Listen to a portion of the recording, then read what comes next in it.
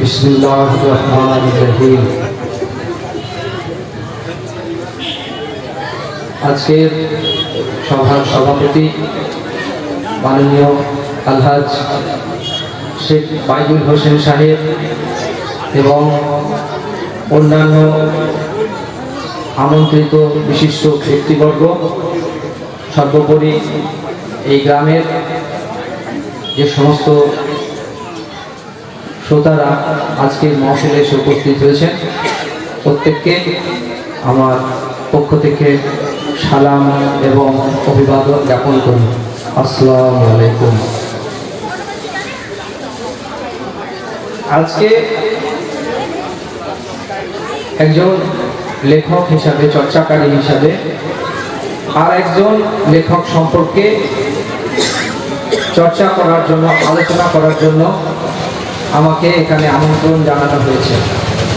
তার সম্পর্কে আলোচনা করার আগে আমি এখানে দুটি কথা প্রথমেই বলে নিতে চাই। প্রথম কথা, কাজী মোহাম্মদ ইয়াসিন সাহেব একটু আগে বলে গেলেন, মাদ্রাসা কাসেমুল উলুম রাজ্যের অন্যান্য যে বিখ্যাত বড় মাদ্রাসা আছে, যেমন আব্দুল সামাদ সাহেবের কালিকাপুরের মাদ্রাসা, রওশন সাহেবের বুড়িপুকুরের মাদ্রাসা, মেমারির মাদ্রাসা, মুর্তজা সাহেবদের মেদিনীপুরের মাদ্রাসা, সেরকম এই প্রত্যেকটা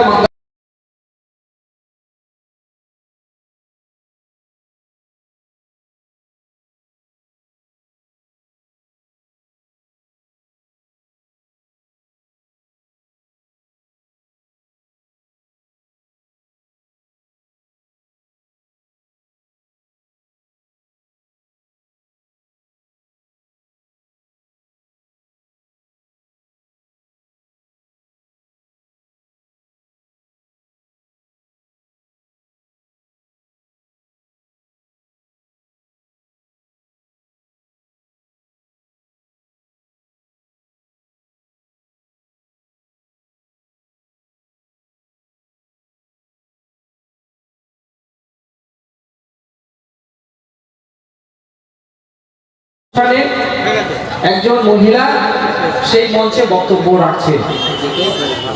আজকে এই আপনাদের গ্রামে এসে, আপনাদের পাড়ায় এসে, আপনাদের এলাকায় এসে আমি সেই দৃশ্য দেখলাম এবং দেখে আমি আপ্লুত হয়েছি। তাতে করে মনে হয় যে আগামী দিনে আমাদের সমাজের যে অর্ধেক অংশ যাদেরকে আমরা সরিয়ে রাখি, আমি এরকম মাদ্রাসাও দেখেছি যেখানে মেয়েদেরকে আড়াল থেকে পড়ানো হয়। মেয়েরা ওই পারে, মাস্টারমশাই এই দিকে পড়াচ্ছেন হুজুর সাহেব, এবং তাদের যে জানালাটা 10 ফুট 12 ফুট উপরে, যাতে উপর থেকে কেউ না দেখতে পায়, ভুলগুলির মতো। সেখান থেকে যে আমরা ব্যতিক্রমী চিন্তা ভাবনা নিয়ে মাদ্রাসা কাসেমুল উলুম এগিয়ে চলেছে এবং অচিরেই আগামী দিনে তার বিরাট সাফল্যে পরিণত হবে, সেটা আমি আশা করি। দ্বিতীয়ত আরেকটি বিষয় হলো যে কোনো জলসাতে কোথাও আমি আজ পর্যন্ত স্মারক বক্তৃতা আয়োজন করতে দেখিনি। আজকে এই মাদ্রাসায় সেরকম এক ব্যতিক্রমী উদ্যোগের বিষয়ে আমার নজরে এলো। তাতে করে মনে হয়েছে যে এই ব্যতিক্রমী উদ্যোগী একটা লোকের, যেমন একটা প্রতিষ্ঠানেরও সেরকম তার যে ব্যতিক্রমী ভাবনা চিন্তা, চলাফেরা, কথাবার্তা, সেটাই বলে দেয় সে আগামী দিনে কি হতে চলেছে। এই দুটো জিনিস আমাকে খুব স্পর্শ করেছে। এই দুটো বিষয় উল্লেখ করে আমি আমার মূল বক্তব্যে যাব। আজকে আমাকে ডাকা হয়েছে গোলাম আহমেদ মুর্তজা রহমতুল্লাহ আলাইহির সম্পর্কে বলার জন্য। স্মারক বক্তৃতা, আমার এখানে মনে হয় যারা উপস্থিত আছেন এই গ্রামের বেশিরভাগ লোক, এবং সেটা 90% বেশিও হতে পারে, যে স্মারক বক্তৃতা কি সেটা জানেন না। যদিও স্মারক কথাটা বাংলা কথা। স্মারক মানে হলো মনে করা, কাউকে স্মরণ করা কোনো কিছু নিয়ে। আজকে এই মাদ্রাসা কাসেমুল উলুমের প্রতিষ্ঠাতাকে স্মরণ করেছেন কাজী মোহাম্মদ ইয়াসিন সাহেব, এবং আমাকে স্মরণ করতে, চর্চা করতে বলা হয়েছে, সেই জন্য আমন্ত্রণ জানানো হয়েছে গোলাম আহমেদ মুর্তজা রহমতুল্লাহ আলাইহির সম্পর্কে আলোচনা করতে। তিনিও এই প্রতিষ্ঠানের একজন পরামর্শদাতা, প্রতিষ্ঠাতা কমিটির সদস্যদের একজন ছিলেন। আমি তার সম্পর্কে কয়েকটা কথা বলবো। তার সম্পর্কে কথা বলতে গিয়ে যেটা আমাকে প্রথমেই সমস্যাতে পড়তে হয়েছে, সেটা আমি দেখলাম যে আমাদের গোটা পশ্চিমবাংলায় গোলাম আহমেদ মুর্তজা একজন আইকন হওয়া সত্ত্বেও তার সম্পর্কে কোনো তথ্য ইন্টারনেটে নেই। আছে খুব সামান্য, কিন্তু তার জীবনের কিছু নেই। আমি তার পরিবারের সদস্য না, এবং তার কিছু বইপত্র পড়েছি। সেই অবস্থা থেকে আমাকে গোলাম আহমেদ মুর্তজা সম্পর্কে বলার জন্য কিছু তথ্য জোগাড় করতে হয়েছে, কিছু লিখে আনতে হয়েছে। কতটা কি পেরেছি আমি জানি না, আপনারা সেটা শোনার পর বলতে পারবেন সেটা কতটা সার্থক হয়েছে। তাহলে আমি কিভাবে তার সম্পর্কে বলবো? আজ থেকে 15 বছর আগে 2007 সালে তার আমি একটা ইন্টারভিউ নিয়েছিলাম, তার একটা জীবনী নিয়েছিলাম। অনেক খুঁজে পেতে ফাইল ঘেটে আমি সেই যে নোটপ্যাডটাই, ডায়েরিটাই তার জীবনীটা মানে নোট করে এনেছিলাম, তার সঙ্গে যে কথাবার্তা বলেছিলাম সেটা আমি খুঁজে বার করলাম। সেটা এইটা, তাতে কিছু কথা আছে, আমি সেখান থেকেই যতটা পেরেছি জোগাড় করেছি, সেটা আপনাদের সামনে আমি পরিবেশন করছি।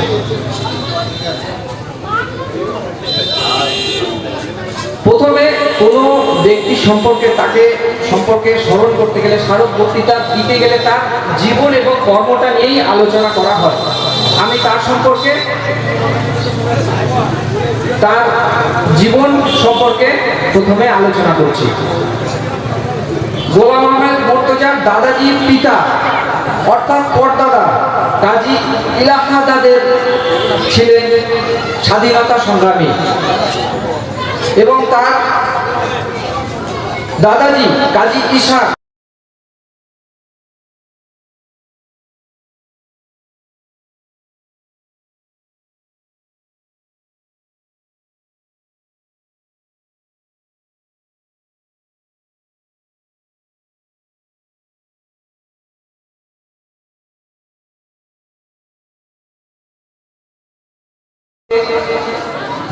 রাষ্ট্রকে করে দেওয়া হয়েছিল, বিতরণ করে দেওয়া হয়েছিল।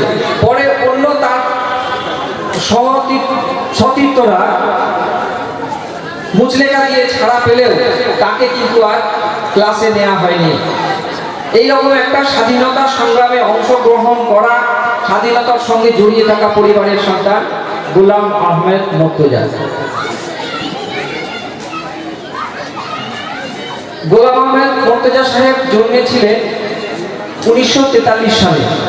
এইটা নিয়ে একটু মতভেদ হচ্ছে, কিন্তু এটা আমি ওনার মুখ থেকে শুনে এসেছি এবং সেটা লিখেছি, এবং সেটা ওনার কাছ থেকেই আমি অনুমোদনটা পেয়েছিলাম।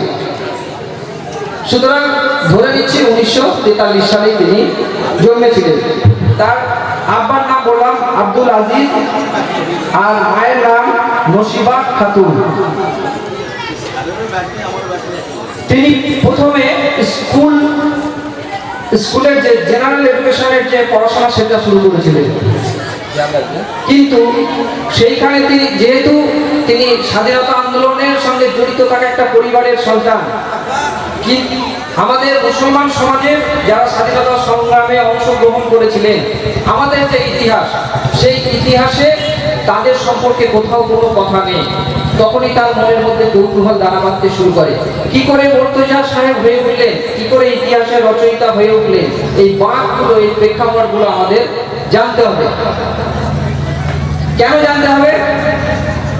আমাদের মুসলমান সমাজের মধ্যে, বিশেষ করে এই রাজ্যে যে কয়েকজন লোক পথ প্রদর্শক হয়ে দাঁড়িয়ে আছেন, তাদের মধ্যে অন্যতম প্রধান হলেন গোলাম আহমদ মুর্তজা। তার জীবন থেকে আমাদেরকে শিক্ষা নিতে হবে তার কাছ থেকে আমাদেরকে শিক্ষা নিতে হবে, তাহলে আমরা আগে বাড়তে পারবো। এই কারণেই তার বাঁকগুলো, তার কিভাবে তিনি আঁকিয়েছেন সেটাকে জানতে হবে, বলতে হবে। যখন তিনি ইতিহাসে কোনো মুসলমান অনুষঙ্গ পেলেন না, তখনই তার মনে কৌতূহল এলো যে মুসলমানরা কি স্বাধীনতা সংগ্রামে কোনো ভূমিকা পালন করেননি? তা তো নয়, কারণ আমার পরিবারের লোকজনেরা খুব স্বাধীনতা সংগ্রামে অংশগ্রহণ করেছে। তখন থেকে তার ইতিহাসের প্রতি একটা অনুসন্ধিত মনটা তৈরি হতে লাগলো। তারপরে তিনি বিতৃষ্ণা হয়ে জেনারেল এডুকেশন থেকে মাদ্রাসা লাইনে পড়াশোনা করতে যান। তিনি যখন হাফেজ পড়ছেন, সে পড়া অবস্থাতে তিনি পান্ডুয়ার মাদ্রাসাতে, পান্ডুয়ার একটা মসজিদে ইমামতি করতে শুরু করেছিলেন মাত্র 65 টাকা বেতনে। থাকতেন পান্ডুয়ার বোসপাড়ার কাছে আব্দুল কাইয়ুমের বাড়িতে। সেখানে একজন ইমামের যে ভূমিকা, নানা রকম ভূমিকা তিনি পালন করতেন। সেখানকার এলাকার সমস্যা বিবাদ সেই সব মেটাতে নানা রকম ভূমিকা তিনি সমাজের গঠনমূলক ভূমিকা তিনি পালন করতেন।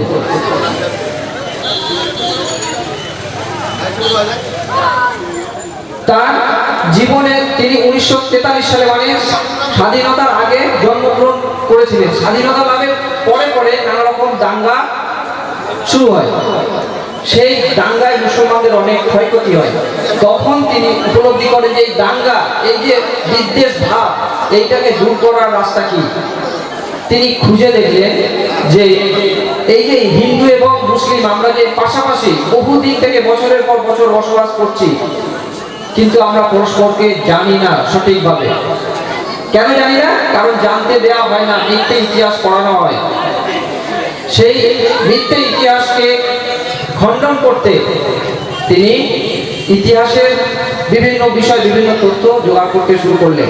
এবং যে প্রচলিত ধারণা, সেই প্রচলিত ধারণার যে ওয়াজ মাহফিল, তা থেকে বাঁক নিয়ে তিনি ইতিহাসের উপর ইতিহাস ভিত্তিক বক্তব্য রাখতে শুরু করলেন। তিনি মুর্শিদাবাদে বক্তব্য রাখতে গেছেন। এটা 1968 সালের ঘটনা। বক্তব্য রাখছেন ইতিহাসের উপর। তখন একজন স্কুলের প্রধান শিক্ষক তাকে বলছেন, আপনি যে এইসব বলছেন, লিখিত কোনো প্রমাণ আছে? এরকম তো আলফা অনেক কথা বলে, মাইক পেলে অনেকে। তখন তিনি তথ্য সহকারে বই লেখা শুরু করলেন। প্রথম বই হলো তার পুস্তক সম্রাট, 1968 সাল সেটা।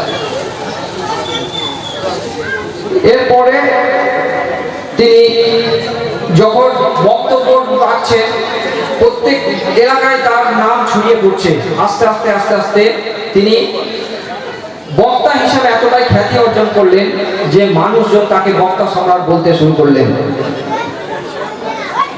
এই বক্তব্য রাখাটা অনেকে, আমাদের যারা দেখবেন যে ওয়াজে মহফিলে অনেকে শুরু করে করে যেই কথাটা 5 মিনিটে বললে হয়ে যায়, সেটা 20 মিনিট ধরে বলেন।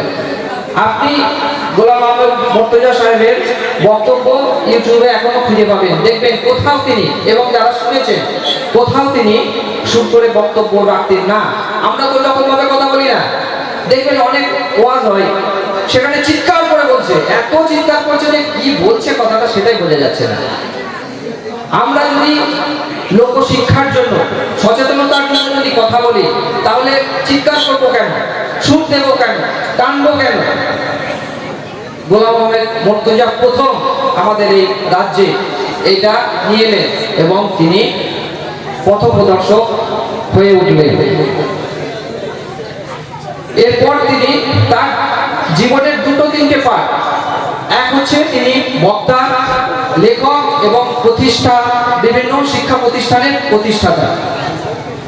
তিনি তার যে প্রতিষ্ঠিত জামিয়া মেমারির যে মাদ্রাসা 1969 সালে সেটা প্রতিষ্ঠা করেন।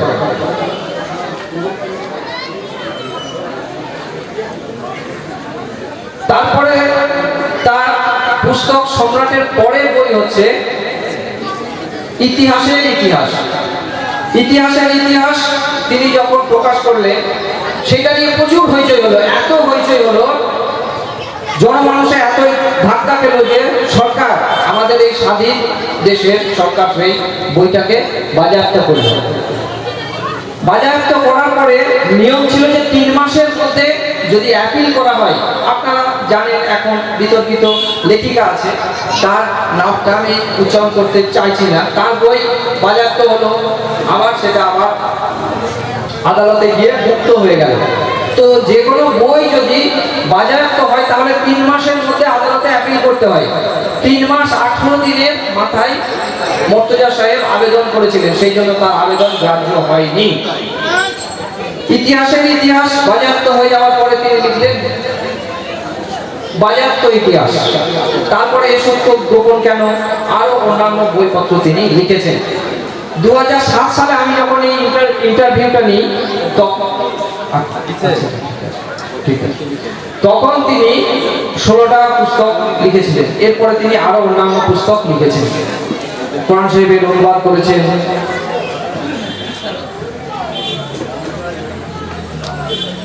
আমি বক্তব্য একদম শেষ করে দেব, কারণ গোলাম আহমেদ মুর্তজা সাহেব এতটাই বড় মাপের মানুষ এবং তার কাজ এতটাই বিস্তৃত যে প্রত্যেকটা চ্যাপ্টার, প্রত্যেকটা অধ্যায় নিয়ে আলোচনা করতে গেলে আলাদা আলাদা করে অনেক পরিসর দরকার।